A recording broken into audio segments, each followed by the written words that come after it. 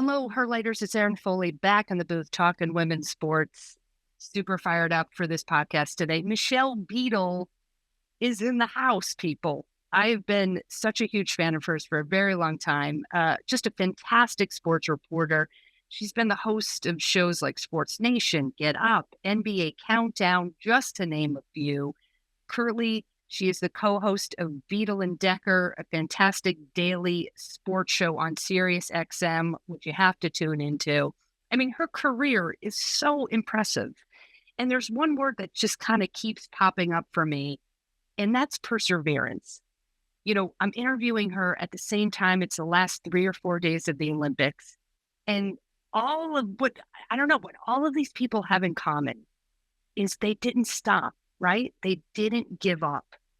Beadle has been in this career just filled with men, just male bosses and just toxic workplaces. And she's a pioneer. There's only a couple of women that have done what she's done for the last 20 years, you know, and you'll hear her talk about how she didn't start out wanting this career, but just absolutely loved sports and kind of fell into it and worked so hard and realized, like, you know, this is a dream. I absolutely love it. I'm going to make this work.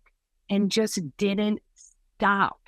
The feel-good moment of the week, I'm not going to reveal it, but you have to wait till the end. It is a complete story of perseverance and loving what they do and wanting to get back into the game.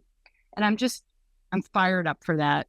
I'm fired up for this, I don't know, it just gives me something to hang on to as I'm starting this Her Lights, project. I've always wanted to talk about sports. I've kind of dipped in and out of it, but I'm telling you what, people, I'm not going to stop. And I'm just, I don't know, I'm filled with hope, and I'm just going to, I don't know, capture this, cling on to this, whatever the word is. I'm going to grab this notion of perseverance. I'm taking inspiration from Beadle and all these Olympic athletes, and I'm not going to stop. So let's do this. If you're out there and you're starting a project, mid-dream, dreaming and scheming, do not stop. And I tell you what else you can't do. Don't stop this podcast, because you're going to love this interview. Beadle is the best. Let's jump right in. Okay. Out of the gates, I've got a hard-hitting question. Oh, God. You ready? Yep. Do people call you Michelle, or do they call you Beadle? Beadle. Yeah. Okay. I think people call me Michelle, actually, not even really at the beginning. There's a lot of Beatles, which is great. My brother thinks I stole it, but I'm older than him. So technically, it's yours. I'm Beadle. Yeah. So definitely. I was, obviously, I feel like I know you because I've been watching you forever and such a huge fan. But I felt like if I saw you, now I know you and we're going to be friends. So yeah, that's obviously, that's how this is going to go. At the end, you're going to be like, are we? No, I like that. I need friends. Well, sign me up. But if I just saw you like in public, like at an airport, or I don't know, walking down the street, I'd be like, Beadle. Like my whole body just wants to be like, Beadle. No, that's a thing. So I was like, I have to ask you this.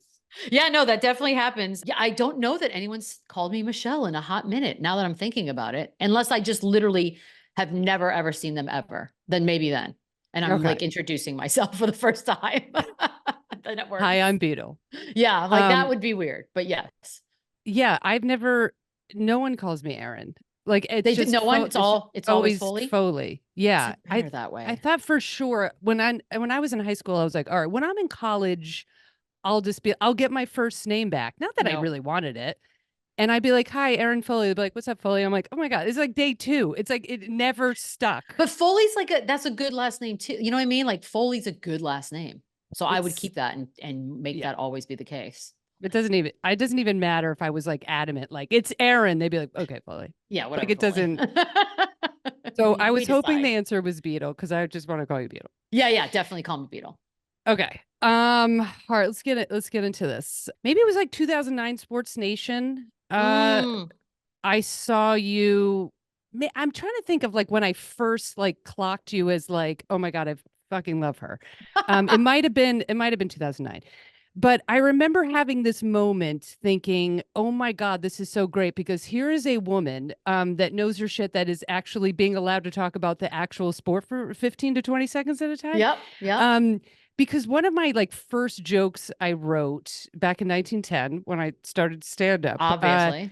was about female sports reporters like on the sidelines of NFL. No fault of their own, mind It's you. fine. But it was just like fur coats and lipstick and like the Leslie Visser and Leslie Visser adjacent. Talking about like, oh, then they hurt their knee. It's sunny out, and I would be I have rage in me, being like, put me in. I have black under my eyes. I'd be talking about the O-line, like that was a whole joke, but. It was born out of this frustration. Why aren't women allowed to actually talk about the game? Yeah. So when I saw you, I was like, you're in the trenches for the last 20 plus years. Like, I know there's more opportunities for women, but like, For sure. Like, it feels like it's still like a turtle pace. Yeah. Talk to me about everything Beadle. It's crazy because obviously there are a million more roles.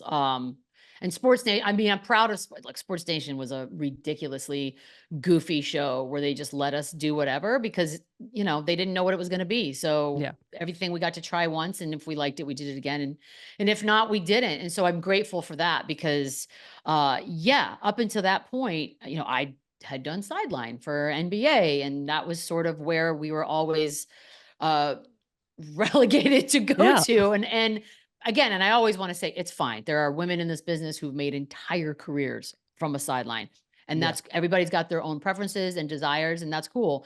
But it's funny because for a stretch there, I see a lot more of us, whether it be hosting or the big one for me was the play-by-play realm. When that became, for women's sports, always there were like throw a bone here and there, like, oh, softball, we could have a woman do that. And you're like, thanks. But now when you're seeing like the Doris Burkes of the world who are actually calling the NBA finals, and it's no longer like, oh, this is so cool. It's a novelty because there's so many doing it across the board, like Lisa Leslie doing the studio broadcast for the Orlando Magic. Like it's normal a little bit more. And, what I don't want to see is sort of a backtrack. I've noticed it a little bit lately, and I don't know if it's because I'm just a little more sensitive these days to kind of paying attention to those things, but I feel like we're getting a little bit closer to all dude panels, and all dude studio shows. And you're just like, okay, I guess it's weird. I never used to notice it that much. I notice it a lot more now, but as long as we keep kind of trucking forward, like the problem too, be honest with you, is a lot of the decision-making roles at a lot of these networks, they're dudes. And even when they are women, that doesn't necessarily mean that she's going to put more women in those spots. You'd like to think so, but that's not how it is. It's like, just because I'm a woman, I'm not going to vote for her. Fine, whatever, do you? But it's one of those things where I'm like, all right, let's just keep the truck moving forward. I don't want to go backwards. That's the one thing I don't want to see. It's like, it's so funny. You're like, that's, I don't really see that. That's like all I see. Like all exactly. Like every time I put on anything sports, I'm like, why there's 17 dudes? Like still, when now you have like a plethora of women that are former athletes, I don't know, that like know their shit, Many. Yeah. So, and by the way, and look the part, and like if you're worried about that, because we all know women are held to a different standard aesthetically than a lot of men have been. And so it's like, all right, fine. You want to have that argument? We can have that argument. There are a million of those too that know what they're talking about and look good on camera. So you can't give me that excuse anymore. Like they're out there and they're ready to go. Yeah. Oh, it is true. It's unfortunate. Like even like in the comedy world, you think, oh, it's a female club booker, and sometimes they've been so beaten down that they go in reverse, where you're like, no, there's no women on your calendar literally for 6 months. And you're like, but you're a woman. And then I find it like, that's even more like horrifying. That's crazy. Yeah, of course. Well, because most people today are, you're just showing up to work to not get fired. And so that tends to mean like, okay, so you're not really going to ever take, and it's sad to call it taking chances. It should not be considered taking a chance. Yeah. And yet here we are. Yeah. It's just, what is like the biggest change you've seen, like in the start of your career, like to now, just as far as like, oh man, women, being allowed to actually speak. You know what? For me, this year there was a moment with that WNBA countdown show with Elle and Andrea Carter and Shanae, and it was like, I turn on the TV and then they'd have like Carolyn Peck would be up there. And I was just like, this is awesome. Like this, it's three women of color on top of that. So it's just like, oh my God, this is actually happening. And yes, of course, they're talking about the WNBA, but let's not get that twisted as well. Like does not mean that they're not gonna want to shove some men in there because it's having such a popular stretch right now. And hopefully they continue that stretch. But to me, that was such a cool moment. And not just because it didn't feel like, oh, let's throw them this thing that no one's watching. It was the hottest commodity the last several months. And, you know, the NBA All-Star, WNBA All-Star, and all those things, people are watching and they're crushing that show. And it's fun. Like, no offense to any other studio show, but they are doing closer to what like the TNT guys do for NBA than anybody else has even come close to. And for me, I'm like, don't mess it up. Don't change it. Let them marinate and continue to grow as a show. Cause that's what I want. I don't watch a lot of studio shows pre and half because I don't think a lot of them are very good. So for me, that one is perfect. Yeah. It was just, you know, the first time I saw that, first of all, that was like an absolute dream, you know? And, you know, because honestly, one of my questions is like, when are these networks going to put even two women together talking about all sports? And then what is it going to take for them to have two women talking about women's sports? That's a good question. You know, every once in a while you'll see like over when Colin Cowherd takes some time off, they'll put a couple women in there sometimes. So it's like, it'll be like, it used to be like Joy Taylor and Curry. Why am I blanking on her first name? I know her and I'm blanking on her first name, but they'll put them in there. And so they'll have the hours long show to kind of talk about everything. But you're right. The only time you might see it is fill-in days. You know, what if a first take, if the regulars are off, then you might all of a sudden have some faces on there that you're not necessarily used to, women. But that's kind of it. And like, look, I don't mind mixing it up, but I don't also want to be excluded, especially as well. So yeah, let's mix that up because we don't need to prove anymore that women can talk about anything. If you still don't think that, then I really don't have the time for you at this point. Oh yeah, I can't even make eye contact and you shouldn't be voting. I can't take you seriously as a human. I'm sorry. You're just please move out of the country so your vote doesn't count. Because we know how you're voting. That's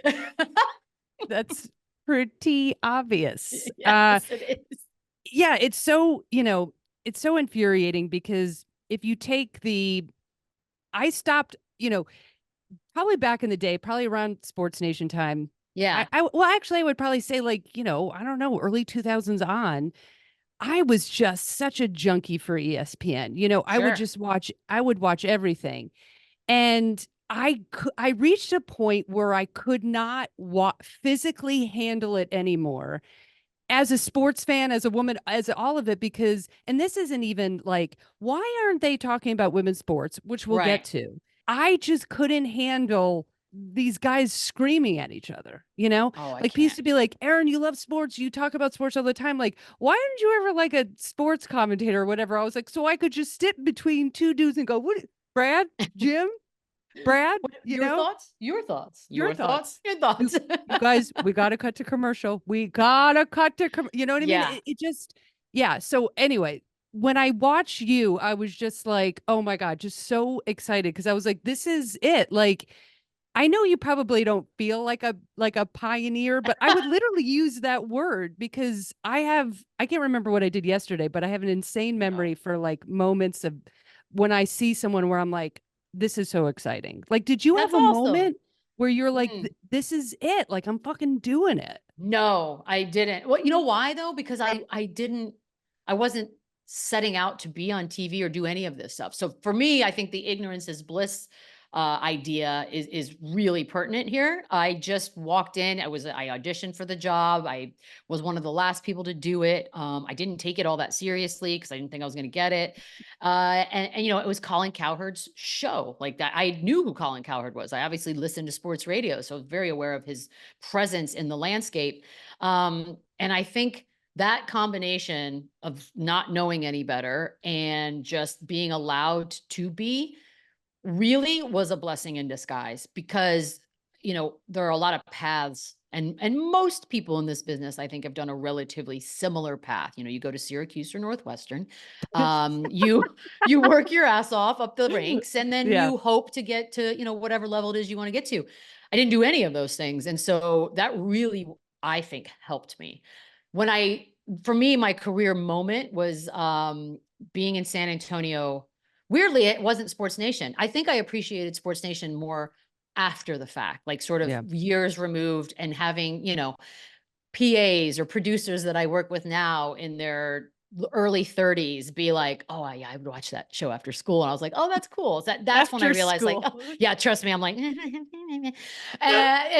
but my moment was like, honestly, is when I was doing NBA Countdown and we were in San Antonio for the Western Conference Finals. And it was sort of like a full circle moment, having been an intern there and just realizing I could maybe make a living at this whole TV thing while I was in San Antonio. And then just to be standing up there was just like, this is cool. And that was my moment for me. Like, I had a little bit of probably a tear in my eye, and then they lost to the Warriors, and that's fine.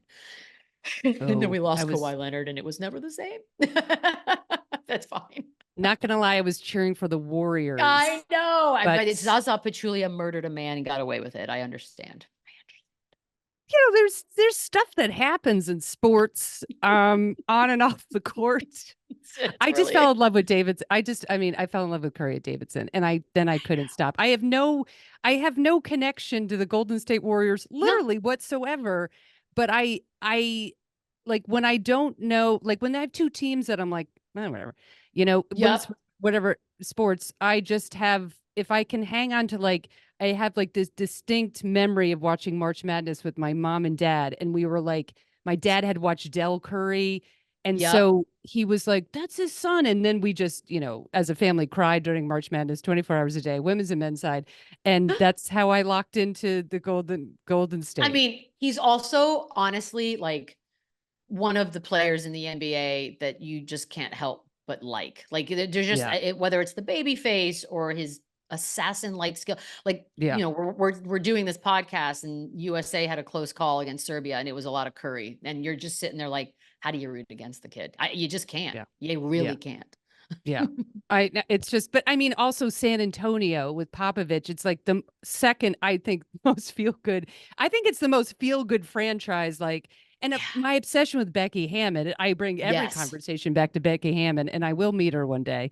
And I will try not to be creepy, but I do have I was creepy when I met her first time. So okay, so can we just pivot and you talk to me about that? I have a bobblehead doll of her because I was like a crazy, still am to this day, an obsessed New York Liberty fan. And one day it was like bobblehead day, and I was like, all right. And then I kept it like a fucking creeper. You have to keep it. I mean, it's not like in my bed, but it's in the closet close by. I wouldn't judge you. Tell me about you meeting Becky Hammon. No, I met her, like, it was funny too, because obviously the Spurs connection, and there was that year period right before she left to go to the Aces where the talk about will she be the first NBA coach was probably at its loudest. Like it felt like a foregone conclusion that we were just waiting for Pop to decide that was it and retire, and that the inevitable next move would be Becky Hammon would be the first woman coach in the NBA, and it would be for the San Antonio Spurs. Like, I still to this day feel like it is in the cards, because the love affair between Pop and like, you could see them on the court together. It was just, I'm not going to say father-daughter because that's creepy, but it was like the respect between the two and what Pop sees in her and vice versa. I still feel like she was sent to Las Vegas to crush and will be brought back when it's time. That's the story in my mind. But we were doing a thing in San Antonio where it was like, they wanted me to come and host like the pregame, and they were going to bring in some young female sports journalists, some that were sort of already working, some that were kind of getting their feet wet. And we're just going to like make it a show. And we were going to have Becky like stop by the set. Meanwhile, I'm like the most excited. Like, I know these girls are stoked because they're just starting their careers. And here I am, like, 20 years in, or nearly 20 years in. And I'm like, is she coming? Is she here yet? Then she gets there. We're already on the air, and she sneaks up behind me and like puts her hands on me and was just like, rah! And I looked, I think somebody screen grabbed a moment, and I looked like a giddy schoolgirl. I was like, yeah. Here. Like love, like I love, Yeah. and I love that she's a badass. I cannot tell you how many times during these Olympics I've said to people, Becky Hammon figured out some Russian way to play for Russia during the Olympics when she was in it because she couldn't get I'm like obsessed. So Yeah. I love her as the coach in WNBA. I'll love her as a coach in the NBA if that's what she decides to do. I'm ready either way. Do you think? Okay, two-parter. Yeah. Do you think if you were doing odds, you work at a betting show? Yeah. Yeah. Right. Yeah. What are the odds that Hammond goes back to coaches Spurs? I am still convinced. Maybe that's just my own personal thing. I'm going to say there's still let's just do a 40% chance. That feels good. Because 50-50 feels like, woof, that's okay. Because, let's say the Aces win again. And I hope the Liberty figure it out this year. But let's just say they do. And they are a force to be reckoned with. How many times is she going to do that? And then Pop did sign like a 3-year extension. So he's got a couple more years left. Yeah. Yeah. I still think it's in the cards. I know. Do. That is an interesting thing too, because it's the team at one point last season. I think it was like maybe halfway through the WNBA season when Candace Parker was playing for this. I was just about to say the Spurs, the Aces. Right. Yep. Whatever. That would be amazing. That would be crazy. When Candace Parker was playing for the San Antonio Spurs, I thought, do I just give in and start cheering for the Aces so I can, it was some of the most beautiful basketball that I've ever seen in my entire life. First of all, love Becky Hammon, love all the players on the Aces. Just as a diehard Liberty fan, I'm like, could we just win 1 year? Just 1 year. The losses I've taken on, and I say we because I've been part of the team. I've been watching since 1996. You are. No, you are, because most of us are new to all of this. So you get to claim ownership as far as I'm concerned. Yeah, and I'd like some of the profits. Yeah, anyway, dear New York Liberty. Yes, hello. First of all, James Dolan, you can go fuck yourself, and then start sending me checks. Would you like it if they played in the Garden, or do you like the setup now? Well, when they left the Garden, I mean, I was not a Dolan fan ever. Yeah. And I still think, as much as I absolutely loved Allen Houston, I thought the kiss of death to my Knicks was $100 million to Allen Houston, and we never won again. But whatever. I'm probably. But it's turning around. It's turning around. No, I mean, listen. The last year, I was like, oh my God, we have a team that can shoot in the hoop, like exciting. not even the opposition's hoop. No, they're good and they like each other. It's fun. Yeah, and they all are best friends from college. It's so ridiculously feel good. I'm like, seriously, this happened? We got the entire Villanova squad. Like, it's so random. It's happening. It's beautiful. It's like, again, I'm a Spurs fan, but if I have to pick a team in the East, I'll go that. Well, you're like part New Yorker. Yeah.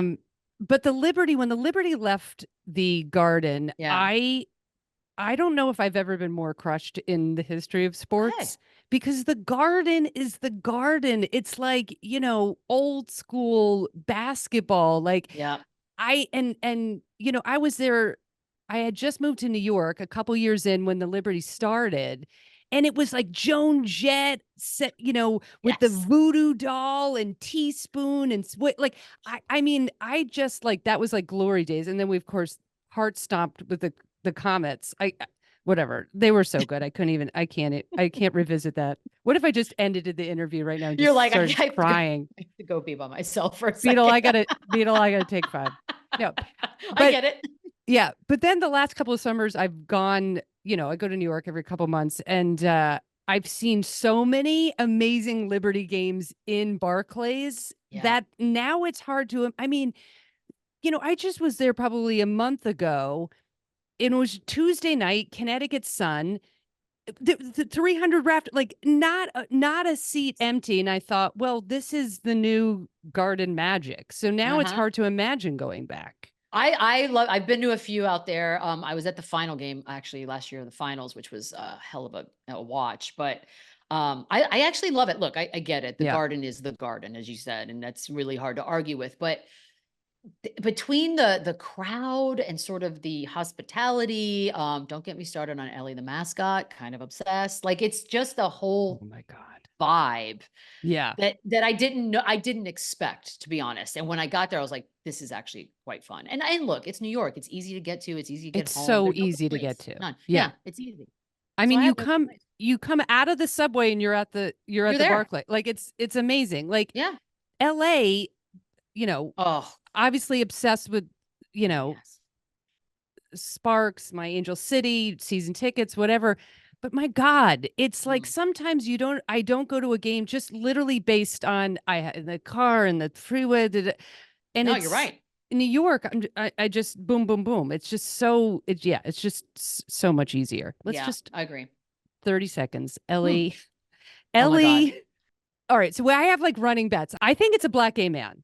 I really, Okay. I feel like, I feel like it's either a black woman or a black gay man. My guess is a black gay man because I still do these like cruises of like, the only cruise ship I've ever done performing stand-up on is all gay men. It's like Atlantis events. It's 3,000 gay men. And it's the time of my life. That's amazing. Okay, I'm in. Oh my God. You would die. It's like I do 2 shows and then it's just drinking and dancing. And like you're in Turkey and Italy. And I'm like, this is the greatest. It makes up for every shitty gig. Yeah.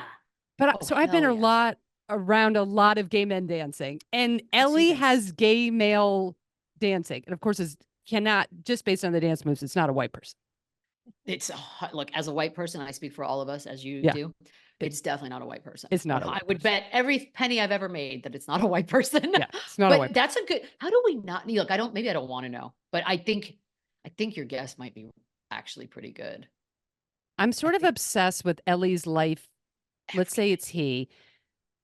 Gender's a construct. How do we not find out? Let's say it's he. Let's say, like, how does he go about his life when he's not Ellie? I know, because Ellie is larger than life. I've been watching sports mascots for as long as I've been alive, and I've never, ever seen one that has made me feel so happy as Ellie does. And and Ellie's just entered my life. Like, that's powerful stuff. But yeah, what is life like?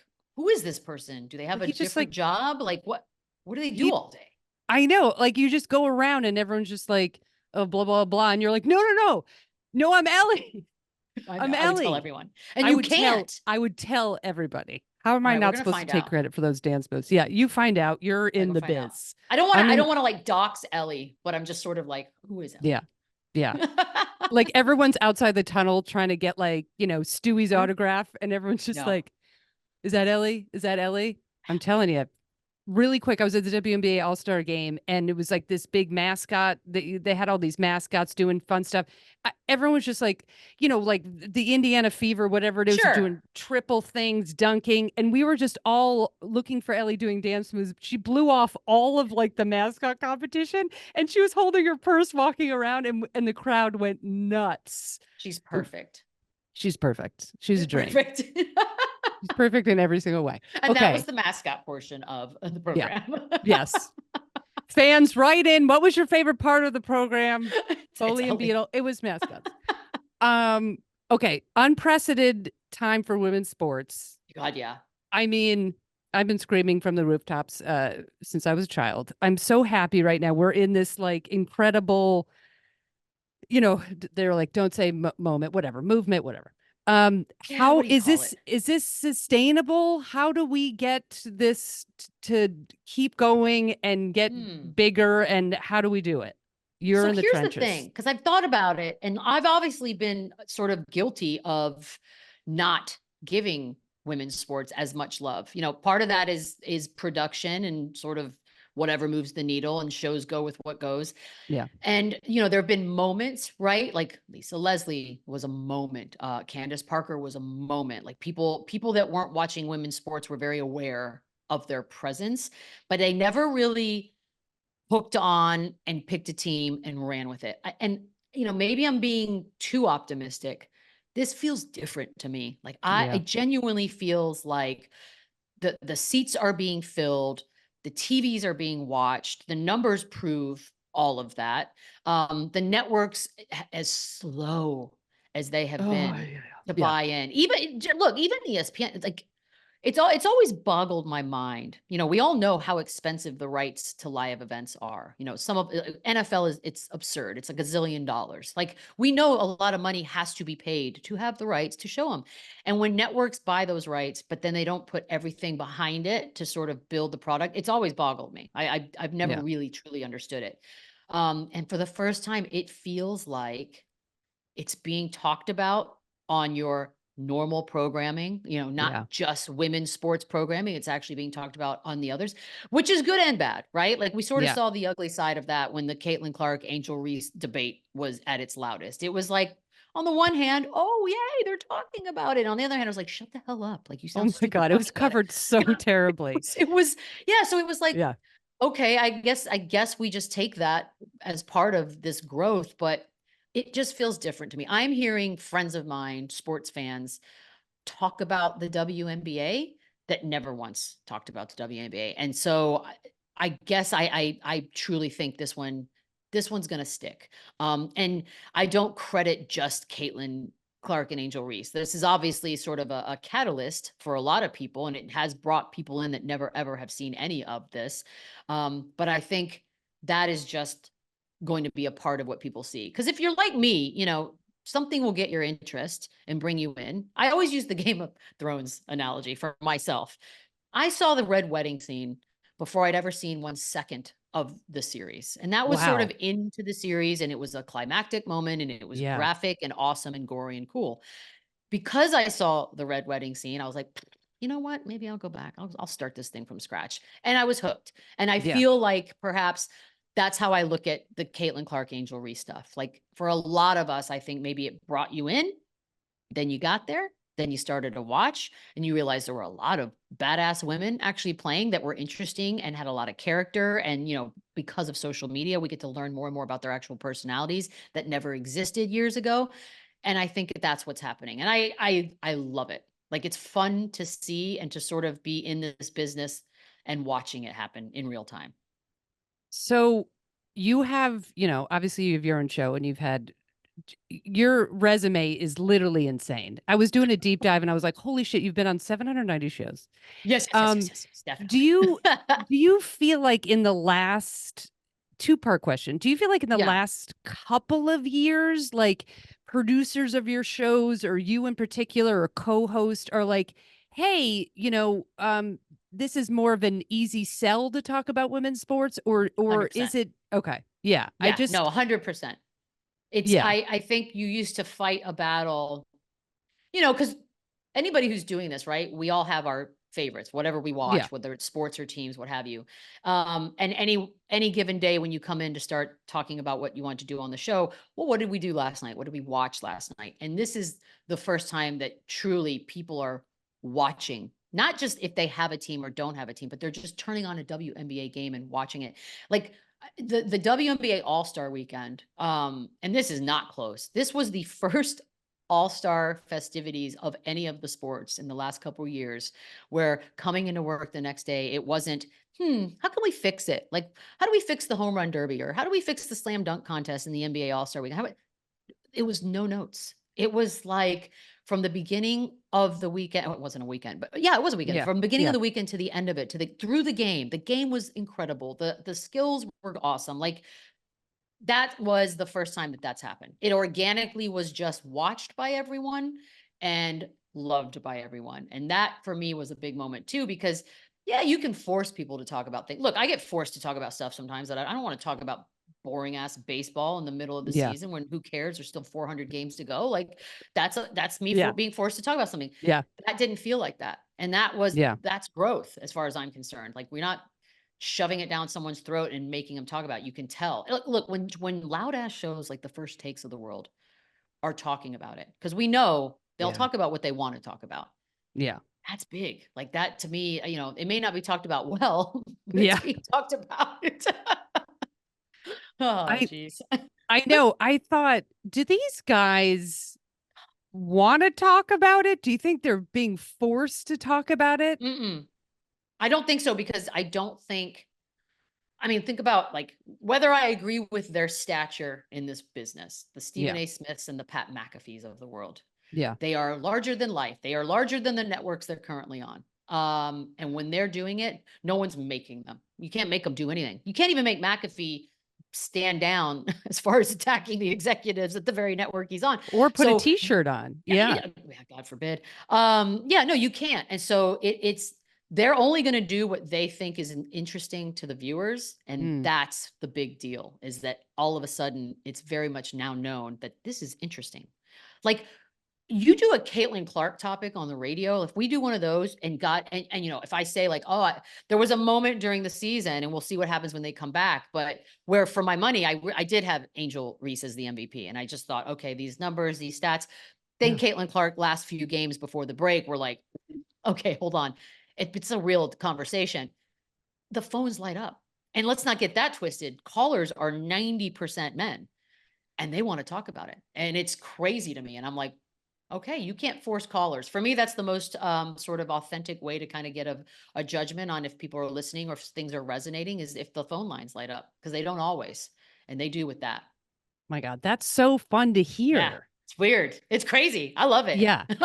Well, like, yeah, because I also think, I'm hoping the WNBA becomes a gateway drug to every other sport that I've been watching forever that really has been gaining so much momentum. I mean, soccer's been on the map, right? But still, like, you could argue U.S. women's national team probably still is now gaining a lot more momentum, where phone lines could be open. Maybe not so much NWSL, so that's,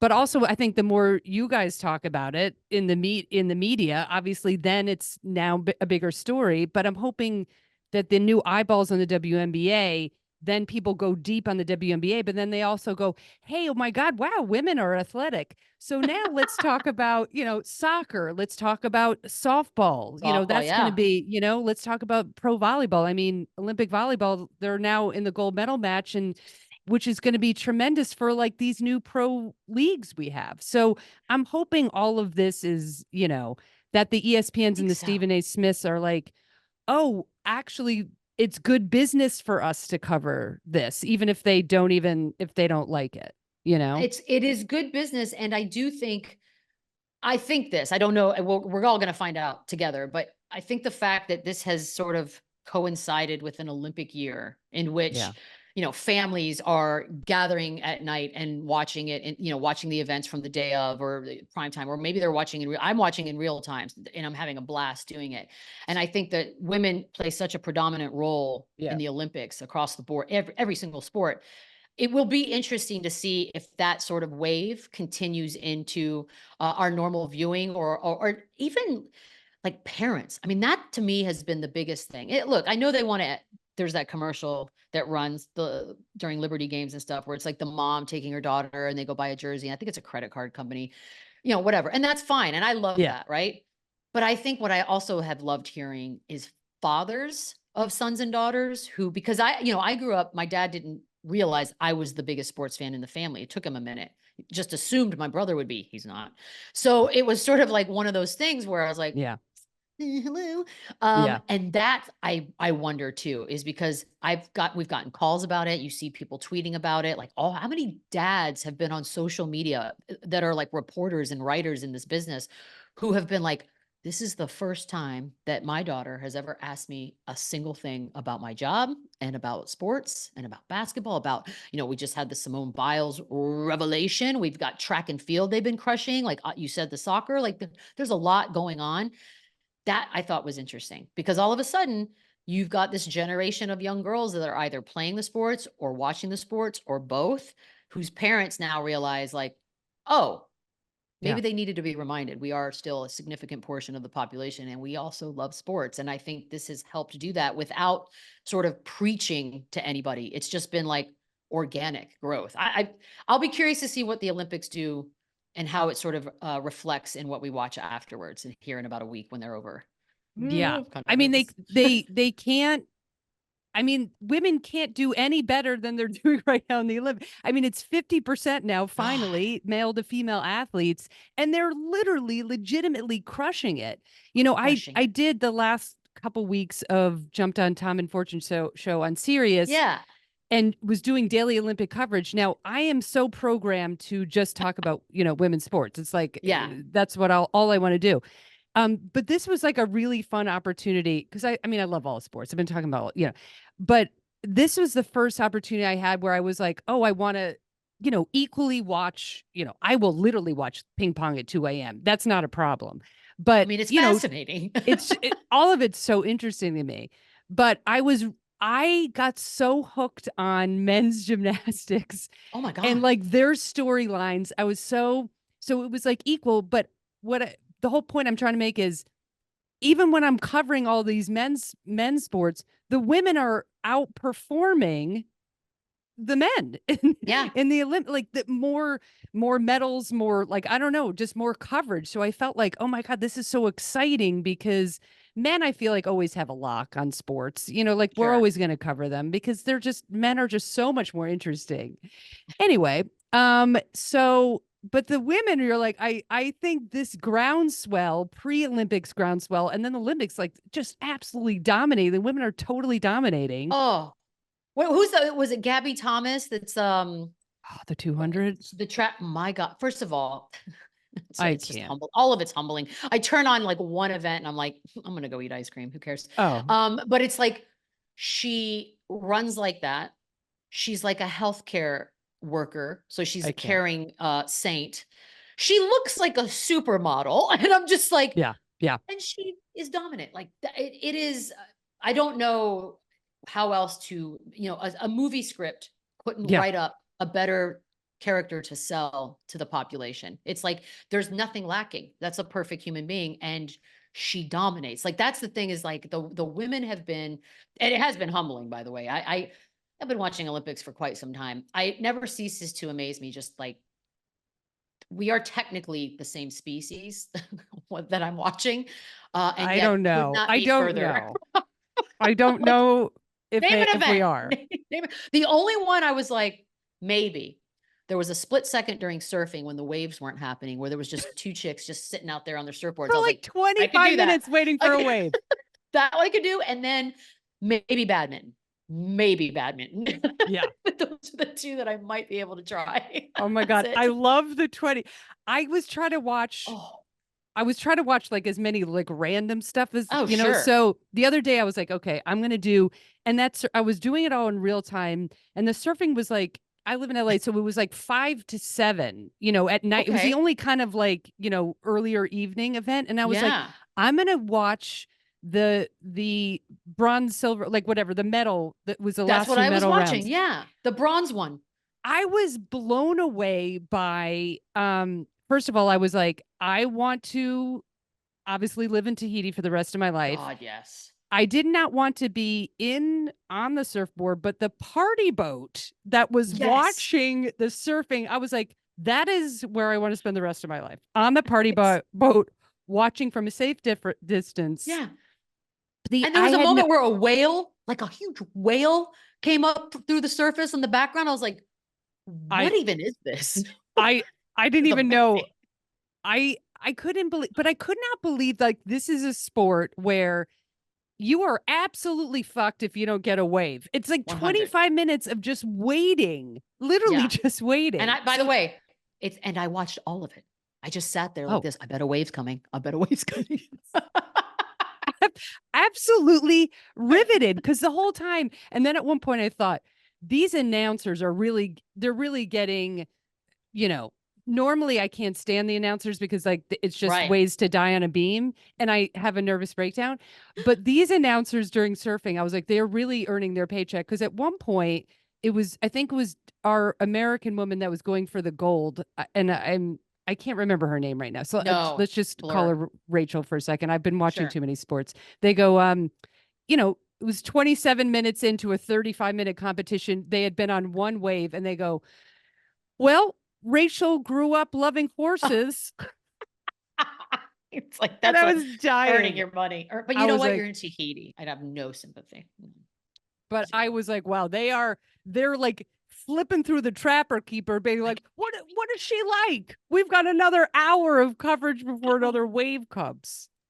By the way, though, the surfers really won this thing. I mean, look, hello, 2 weeks, 3 weeks in Paris. I'm not complaining. But but when I found out they were living on a giant boat in Tahiti for their portion, I was like, oh my God, okay, that's actually kind of cool too. I'm not going to lie. That's like how surfy. Yeah. That's so cool. But the Gabby Thomas was when I really was like, this is too this is just too much. You know what I It's mean? not fair. If she can sing, and I don't want to know if she can, because it's just going to piss me off, because that's the thing that will throw me over the top.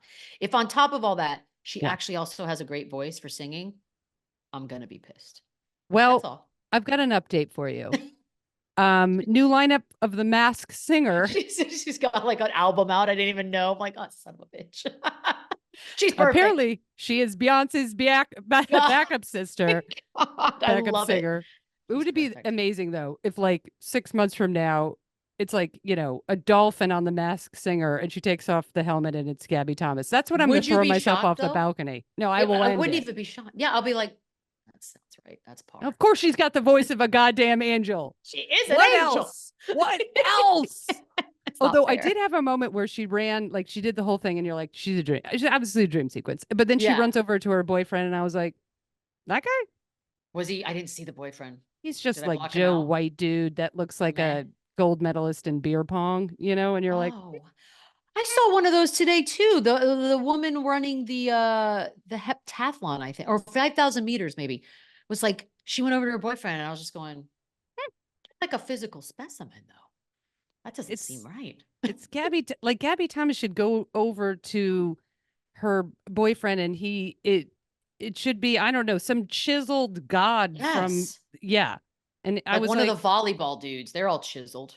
Yeah. Or like every male soccer player was just, and just always good looking. And you're like, seriously? Yeah. I know. We got to start fixing, like maybe you and I just start rematching everyone. They won't know, but we're going to do it. Yeah. I'll hire a 12-year-old that knows how to do TikTok stuff. Just start getting in there. Because I don't know how to mix match literally on anything. No, I don't. All right, a couple more questions because I want to talk to you for the next 17 hours. Athletes' big game day rituals. Do you have in your illustrious career rituals? Do you have game day rituals? No. I'm going to hit you with some bizarre questions.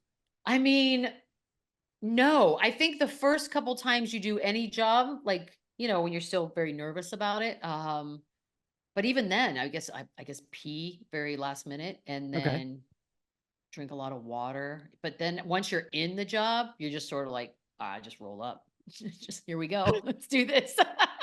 It takes them a minute. I was just getting nervous for you reading your career, like reading all your jobs. I was like, how? Like I thought to myself, like you're not only have to do the job, you have to do the job under, you know, the biggest microscope because male, you know, it's just this male bastion, this last male bastion of like dudes and dudes and dudes. And then it was always like dudes and Michelle, you know, like dudes and Beadle, I should say, right? That's what I feel like your entire, you know, and meanwhile, I'm not just saying this, like you were the most interesting and most compelling one out of all these matchups because I've seen all your matchups. I mean, Paul Pierce and I used to do like a pre-show dance. We would do that. Okay. That's probably the closest thing to anything that I've had. Yeah.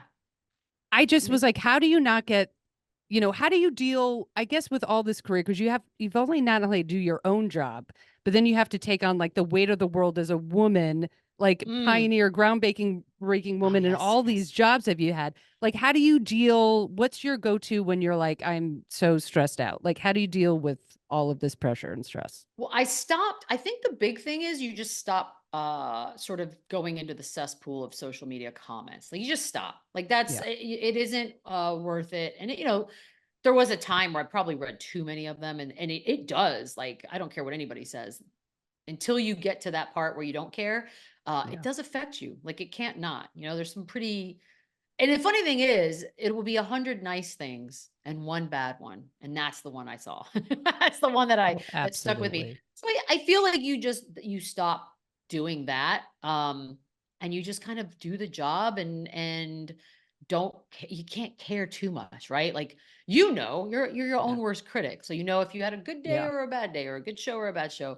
But once it's done, it's done. That's the other thing about it. Like you cannot dwell too long on any given show because there's a next one coming up the next day. So it's fine. And like, that's it. And ultimately, I'm not a doctor. I'm not curing anything. Like this is all fun. And I think that's the most important part of all of it is it's supposed to be fun, period.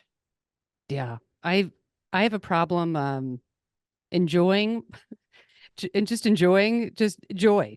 I mean, I just feel joy in general. just trying to separate, like, this podcast has to be this set has to be the great, you know what I mean? And then I'm like, oh, like, that is sort of the beauty of getting older. You're like, oh, for God's sakes. But it's still a struggle for me anyway, to be like, just to remind myself that all of this is fun. And now, you know, that this isn't the most important thing.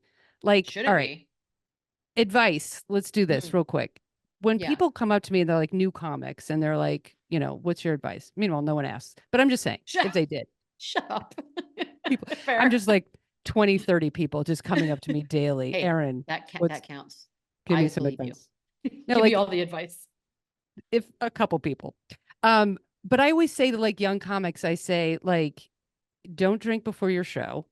Ooh. And have the world's best personal life, because the rest is just staying on a mechanical ball. Like, you know, if you write a joke, you go up, and like, none of that really changes. You know, it's the same sort of process, but just try to have a good personal life and don't drink. Before, I mean, immediately after. Yeah, after. I didn't say, I just said don't drink after, because I can't get to a gin and tonic fast enough. But let's say, you know, there's a young woman out there and they see your career and they're like, I want to be you, or I want to be in this business. Like, what would you like? What's some advice? The best piece of advice I ever got that I always will share. It's so stupid and simple, but I'll never forget it. This was like 1999, maybe 2000. And I was an intern for the Spurs, and they gave me a chance to like be on television. And that chance was to do a story for the Coyote Clubhouse, which was the mascot. It's not Ellie, but it's still great. He had a Saturday morning show for kids. So I went out to do a story on taking care of your pet. I mean, this is riveting shit. This is amazing. And I did it, and I looked so uncomfortable, like as if I didn't know that my name was Michelle. I was like, "Hi, I'm Michelle Beadle." Maybe. And I was stiff, and nothing about it. No executive would have seen that and been like, give her a job. Never. And I remember thinking like, well, I did it. Okay. So I don't know about that. I don't know if I'll ever do that again. And I remember this guy named Eddie Ray, who's a cameraman down there, still down there doing Spurs games. And before we went out to do our second story, like a week later, literally sitting in the car, getting ready to get out. And he's like, just be yourself. And now you're thinking, what does that even really mean? Right? Like, that's so generic and so easy to tell someone, but okay. Myself has a sailor potty mouth and inappropriate jokes 24/7. I don't know that that's good for the kid show. And he's just like, just be who you are normally. I'm like, okay, forget that the camera's there. And legit, when I tell you, Foley, it made all the difference in the world. Like, all of a sudden, it was just like, go talk to this person, forget that the camera's there, and have a conversation, boom, done. I don't know what the switch was. Like, it just happened. So I tell people that. I'm like, you don't want to be too much of a different person. You don't, you know what I mean? Because then you got to remember, I don't want to do that. I want people to think like, when they watch me, we're hanging out. Like, we are hanging out and we're talking about sports, and that's how it should always be. Plus, it's much easier to just be yourself. You don't have to fake anything. Unless yourself's an ass, then figure it out. And that's what I always do. What I always tell young people. I'm like, if you actually suck, try to be someone else. But otherwise, do you. And it's simple. And it really is simple. Because, you know, we've all watched enough television or listened to enough radio where you're like, either the voice is forced or the mannerisms are over the top. And you're just like, that cannot be that person. It just simply cannot. And it's hard to feel close to them and be invested when you don't feel like they're authentic. So do that. Easy. Absolutely. No, it's so true. And especially like in your line of work, because, you know, it's one of these things where if you watch, you know, let's say you watch, I'll just use ESPN just for an example, you know, from 8 to 9 is, you know, the Paul John show, and 9 to 9, blah, blah, blah. It's all the same information, right? Correct. It's the same information between 8 to 9, 9 to 10, 10, but you buy into the host, you know, like you like it or you don't. Yeah. So you come back for your personality, you know? Yep. So it's such a good piece of advice, because it's like, it's the same content, you know, nobody really knows who's going to win, if it's going to be in game 6 or like, you know, predictions. Like the predictions are, you know, absolutely mind blowing. Yeah. I can't take them seriously. I just, I won't. I'm like, oh, you got an inside scoop because the game hasn't happened. All righty. Well, then you should be rich. You should have gambled all of these things and been Yeah. a gazillionaire by now. But yeah. Also, just keep yelling too, because that's compelling. That's how I know you know what you're talking about. Oh, I wasn't sure, but now that you're screaming at me for 65 minutes, now I'm going to do that. All right. By the way, apparently it pays well to do that, so I can't even knock it. I wish I could. I need to start screaming immediately. No, because then we're hysterical. We can't. Oh, right. This was not for us. I always wanted to do a sketch. One of these days, I'm just going to loop you in, where it's just two women reporting on sports across the table in full uniforms, just because that's fun. Hell yeah. Just screaming, literally screaming. And then there's a guy in between us being like, okay, you guys, okay, all right. Oh, good. Okay, we gotta go to commercial. I will do it. I would like to be a part of this, please. And thank you. That's literally what I've dreamed about for like 20 years. All right. Last question. Dream job in sports and then dream job without sports. Wow. It's crazy. Like my dream job really was to do, I mean, look, obviously TNT is the dream. Like Ernie Johnson has the greatest job in the world, as far as I'm concerned. And they better figure that shit out. I know. Before 2026. That's all I'm saying. Or we will riot. So that's the holy grail of things. Yeah. So doing NBA Countdown for me was a bit of a dream job because again, didn't start out to do any of this. And so wasn't sitting at Syracuse going, I can't wait to get to this point. And I don't have that. But because I love the NBA so much, and that was like the marquee program on ESPN, I was like, that's going to be my dream job. Got it. And then I was like, and then there was drama and I was like, damn it. But I guess now I don't know now. Now I'm just sort of like, stay busy enough, but also as you said, have a life. Work's no longer the holy grail or the be all end all. Like I feel healthier in that regard than I probably used to. And then non-sports dream job is honestly, I win the lottery. I buy an old chateau or castle somewhere in Europe. I would say open up a bed and breakfast, but I don't like people enough to invite them in. So maybe it's just my friends. My friends will just come and hang out and we will live out our days until death, just living, doing nothing perfectly. That's my dream job. If that can be considered a job, that's my dream job. Oh, a life of leisure? Non-working Richie that won the lottery. Oh my God. Yes. That sounds absolutely amazing. Oh God. Imagine. I'm so work obsessed on one hand, but then I just dream about, like when I was specifically watching Full Circle Moment, the surfing in Tahiti, I go, what am I doing? Think about it all the time. What am I doing? Yeah. What am I doing? I don't know how many days I have left, years, months, weeks. I don't know. I have no idea. Yeah. What am I doing? I do that. I have that at least once every 2 days. It really is true. This? Yeah. Well, I have a friend that just went through like two friends, one going through a horrible divorce. The other just lost her husband completely out of the blue. So these are two women that have find themselves in like a sort of a moment. And my best friend is the one that lost her husband. And I'm like, Bonnie, this is horrible and awful and gross and disgusting. This is also going to be a turning point for you. And you could, if you wanted to, just leave. Go live in Europe. Like go live in England, go live in Ireland, find a little place in Ireland. Like who cares? Cause that we don't know how much longer. Yeah. So that's kind of, it's funny how like all of a sudden you reach a certain age and you're like very hyper aware of, I gotta live. You have to live. And that's why work, I feel like takes a little bit more of a backseat than it once did for me.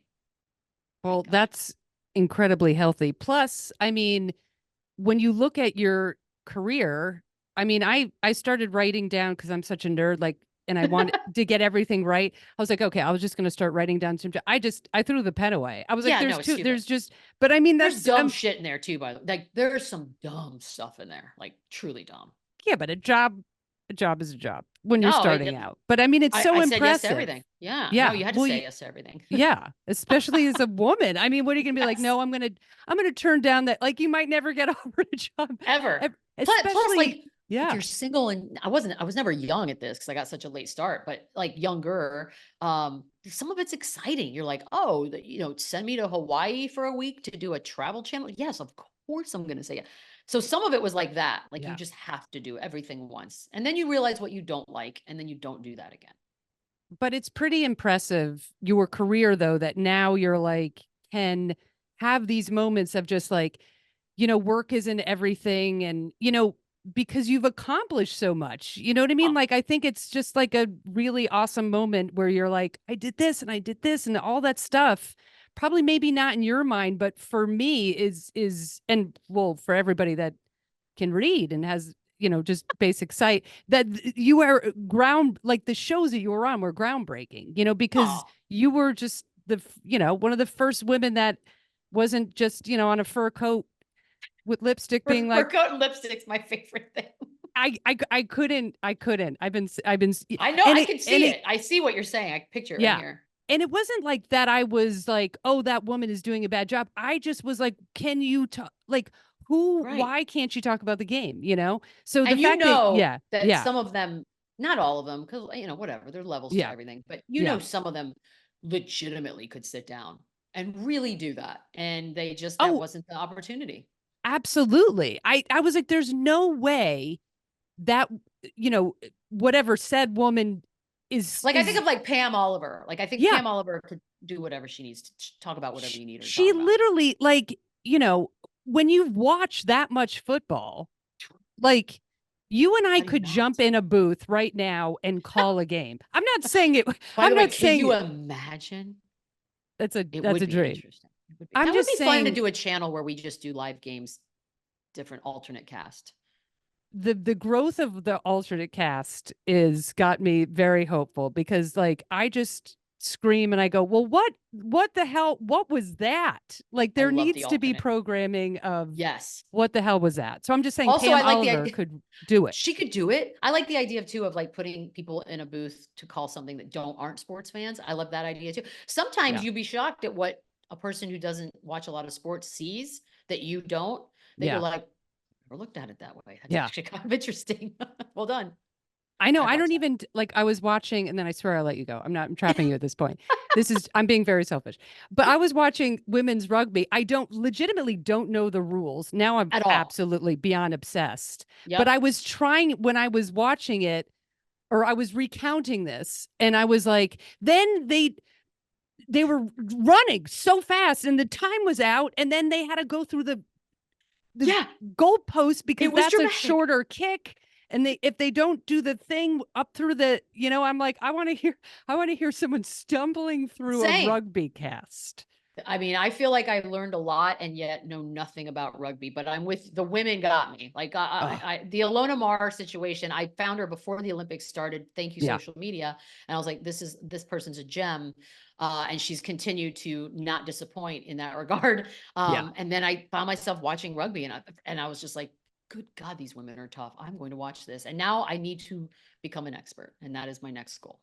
Absolutely. Well, I think we've discovered at least the Erin Foley dream job. Beadle and Foley Alt-Cast, where from my chateau. From your chateau. Oh my God. Thank you for adding that in. What are we going to do this on Zoom? What are we, a bunch of filthy animals? No, we're going to be doing it at a chateau. Yep. I'll build a studio. We'll have a perfectly good studio. Promise. Well, get on that, because I've about had it with some tiny apartments in big cities over Zoom. So you are responsible for my future career. Thank you. I'm on it. There you have it. There's the new life plan. Just, talking sports and then retiring to a chateau in Europe and just, I don't know, maybe an Airbnb. Maybe there's picking up things like, oh, I'm going to learn Italian and play the flute. Who knows, people? I just love that there's a new life plan. Big thank you to Michelle Beadle. Man, she's the best. She has, just this huge full career. So for her to make the time and jump on the podcast, super grateful. And if you want more Michelle Beadle, which of course you do, here's the plug straight from Sirius XM. Hear Michelle Beadle and co-host Cody Decker every weekday at noon Eastern as they bring their fun and energetic style to the airwaves. They bring the passion of sports life and everything in between. Tune into Beadle and Decker on Mad Dog Sports Radio, Channel 82, and the all-new Sirius XM app. Okay, people, it is time for the feel-good moment of the week. Kristen Press is back, baby. I'm so fired up. She tore her ACL in June of 2022. Okay, 25 months of rehab, 4 surgeries in order to get her knee okay to play soccer again, something that she has played since she was a kid. I mean, this is a World Cup champion we're talking about, all right? 781 days, 23 hours, and 44 minutes to get her back on the soccer field. And what happens in her first game back? She subs in like the 88th minute and scores a penalty kick during a shootout. I mean, come on. The perseverance, the mental strength, the physical strength. She still does 4 to 6 hours of daily exercise per day to keep the swelling down in her knee. And during all of that time, all of this physical rehab, she also worked on her mental health, saying that because of this injury, she enjoys her life more. I mean, her perspective on this injury is incredible. She said, there's pain and there's also an opportunity. I have this ideology that things don't happen to you, they happen for you. So I always ask myself, what's the gift of this? It's a happy story. It's life, you know? It's happy and it's sad. Am I a better person? No, I'm different. It's just an incredible story, right? And I know I'm a little biased because I'm an ACFC fan, but everybody that has watched women's soccer just loves Press and is so excited to see her back. It is just a story of perseverance and mental strength and physical strength. And I know I'm saying this for everyone. I can't wait for all of us to cheer her on and see what the rest of her career brings. And we will be supporting her every step of the way. Press is back. That is a feel-good moment of the week. And that is our episode. Fans, friends, family, have the best week of your life.